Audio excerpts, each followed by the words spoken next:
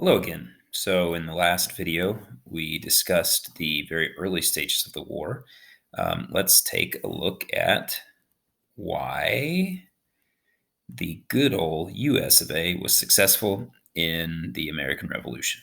Um, Talked a little bit about the French alliance in the last video, which was secured after the victory at Saratoga. Now let's take a look at the war in the South. As you can see, I'll move my video screen. Um, the southern part of the United States was where the British kind of turned to as a consolation prize in the American Revolution.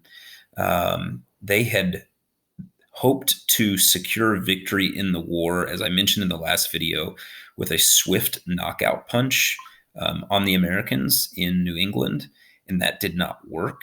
And so they attempted to salvage, the British attempted to salvage what control they had in America by trying to maintain a hold on their southern colonies. And a lot of that had to do with the fact that the southern colonies were very profitable. And so Britain kind of turned their attention to the South for the second half of the war. And it's interesting, if you look at a battle map of the American Revolution, you're going to find that there weren't a lot of significant, like big battles in the South. And that's because the colonists turned to a lot of guerrilla warfare tactics. And ultimately, they were successful at the Battle of Yorktown, which was the last major battle of the war. On a personal note, Yorktown is on a peninsula. It's actually on the same peninsula where you'll find Jamestown. So if you ever want to plan a vacation to Yorktown, you can see Jamestown while you're there.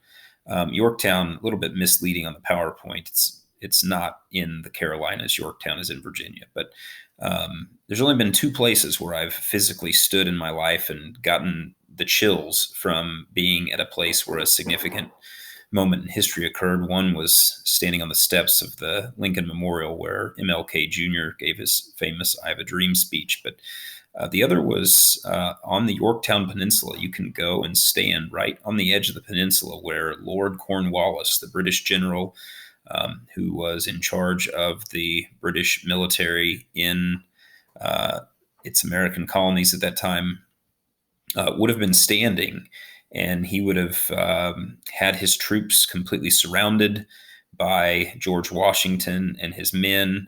And Lord Cornwallis was actually expecting the British Navy to be waiting for him so that he could evacuate via the sea. The only problem was when Lord Cornwallis looked out into the sea, he did not see the British Navy, but he saw the French Navy. The French had secured a pretty significant victory over the British in I guess it would be the Atlantic Ocean.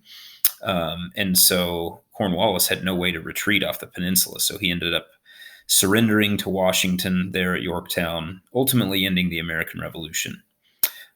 Really quickly, I'm going to hop ahead to the next slide here, which is really just a recap of the war and why things went so well for the Americans. One, the French aid. Two, the home field advantage. We already talked about this with the Métis. Three, the leadership of George Washington. Ultimately, the war ended at Yorktown in 1781, but they didn't get the Treaty of Paris officially signed until 1783. Obviously, Britain recognized our independence. The United States gained all land east of the Mississippi River, which that'll come into play later. Don't forget about that. We did not gain the entire present-day United States of America. The fishing rights deal, but the fourth thing there is also going to come into play later, that the British could pursue colonial debts. So that's going to create a complicated relationship between the United States in its infant stages and the British, the fact that the British could pursue colonial debts. So that's all for now. Congrats to the United States of America on their victory in the Revolutionary War.